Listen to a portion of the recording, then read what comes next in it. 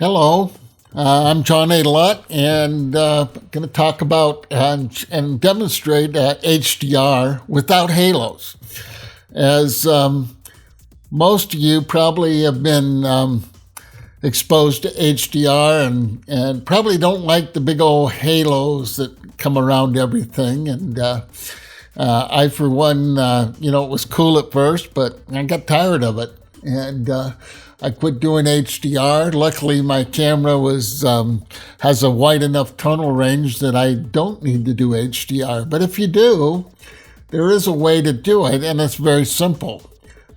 Instead of using toning and tone mapping and stuff like that, you do it in Camera Raw and a little bit in Lightroom to get started. Right now, I've selected 3 images. They're stop or 2 apart. No biggie there.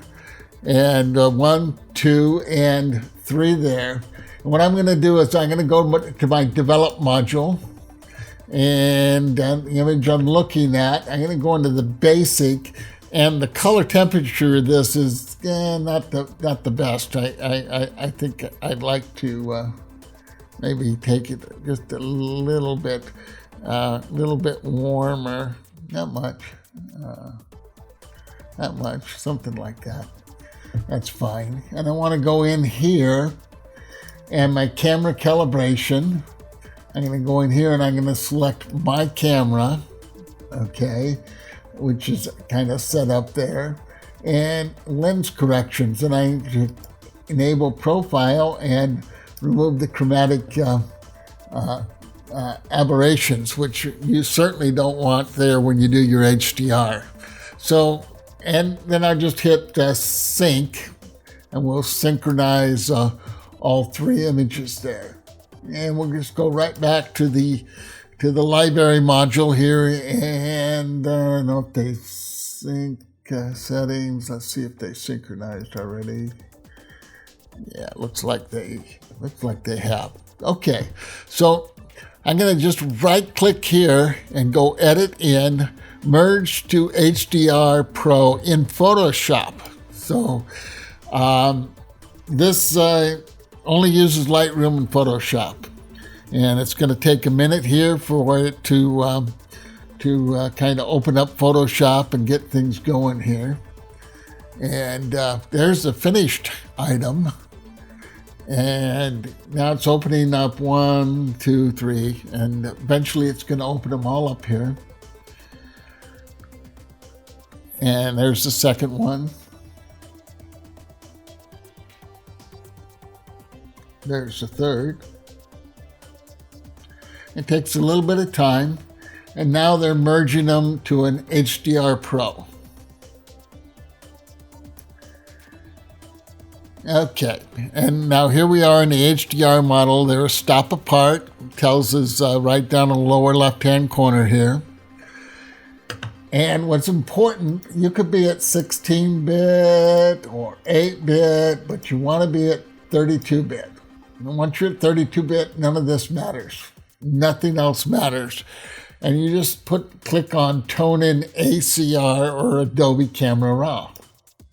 Okay, so what's happening is creating a file, a 32-bit file, and it's going to Adobe Camera Raw.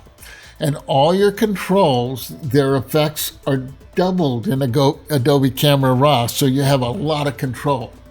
Now, while we're waiting, I heard that Lightroom's going to have HDR added to it pretty soon, and so if so, I'll probably do another video on how to do it in Lightroom if I find it effective and working well. But right now, we're going in Adobe Camera Raw. And what's going to happen is we're going to adjust our controls in Camera Raw here. But what we're looking for and what we're trying to adjust is getting the whole file within the tonal range. And I don't care if the file's a little flat when it finally comes out. That doesn't matter. And now we're opening Adobe Camera Raw. In fact, the little flat is kind of desirable because we're going to do this all over again at another stage. we can really adjust it up quite a bit after we go to 16-bit. Getting to the 16-bit and all of that. Okay, I'm looking at here. My whites are looking like they could come up quite a bit. So I'm going to bring my exposure up. And I'm going to push my Alt button. And I see I have some little white specks, but they're like here and here, you know, and those specks are should be white. They're reflections of the sun and stuff like that. I just raise my exposure up a little bit. And the contrast, I can leave it alone for now. And I can pull the highlights down just a tad because we do want it kind of flat, okay? And the shadows, look at the shadows there. Well, they're open. But I'm going to visually look at them, the side of the car and things like that. And I want to really open them up. And the highlights, I'm going to pull them all the way down, okay? So now I'm flat. I know it's flat, but we're working towards it. Okay, my whites, okay? Now, if I push the Alt key when I grab my white slider, as I did back there when I grabbed the exposure slider, if I push that Alt key, okay, I see where my whites are out, you see? And that's okay, I can take them down now. And the same thing with the blacks. That will show me anything that's completely black. And I want to keep my blacks open right now, okay? And clarity, I can bring that up maybe 10. I don't want to bring it up a lot, just a little bit, okay? Now I'm looking at the color itself. So I'm going to just slide my saturation all the way to the left, okay? I got blue sky, I got yellow, I'm looking at the bumper here and stuff. And, you know, I just want to kind of move this down just a little bit, okay? And you can see my neutrals are getting neutral for me. And so I can bring that saturation back. Now, one way I work my saturation and stuff is if I go up with my saturation, look at the sky, it goes crazy. Okay, and I'm going to raise it a little bit. I'm going to raise it just a little bit. Okay, and I'm going to drop the sky back down with the vibrance, you see. And it gives me a nice look there. And I can squeeze it up a little bit more, because I certainly want saturation in this red car and stuff. It's a, you know, fantastic looking specimen of an old Dodge. Okay, I don't know what the one behind it is, but I think it's a Plymouth, but I'm not so sure. I just got done shooting a Hudson just before this. So we go this far and we're going to hit OK. Okay, and you'd probably agree it's kind of a flat looking image, but that's all right. Now, once we're there, we're going to go over to the image, and then we're going to go to mode, and we're going to go down to 16 bits. Okay, and I tell you, I don't care. We can go ahead and merge everything down at this point. And now it comes up with the toning module where you can change your gamma and your exposure and stuff like that. But I don't like that. I just go where it says local adaptation. I put exposure and gamma right there, and I just hit OK. Now what's happened, I've just did nothing to the image other than what we did in Adobe Camera Raw. I didn't change the exposure, didn't change the gamma, and I didn't tone map it to speak of. And I just dropped it down to 16 bits. Now is the time where we just go filter, Camera Raw, and we go ahead and we start adjusting this image up. You know, we want more contrast, you know, and we want the highlights to kick up a little bit. And I'm going to push my Alt button and look there, and I'm fine with those being blown out, okay? And my shadows, I want to open them up some. I'm looking at them, I still want to open them up, okay? My whites, okay?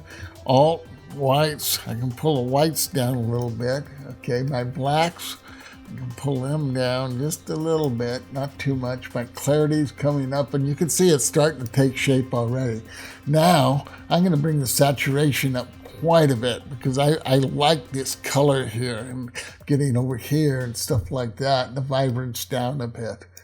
Okay, so because it's sky, you see that sky? I'm just going to bring it down a bit, you know, and then I'm going to bring it up even more here, and I'm going to bring the sky down here a little bit. Okay, and then I'm going to go over here to the saturation on the sky.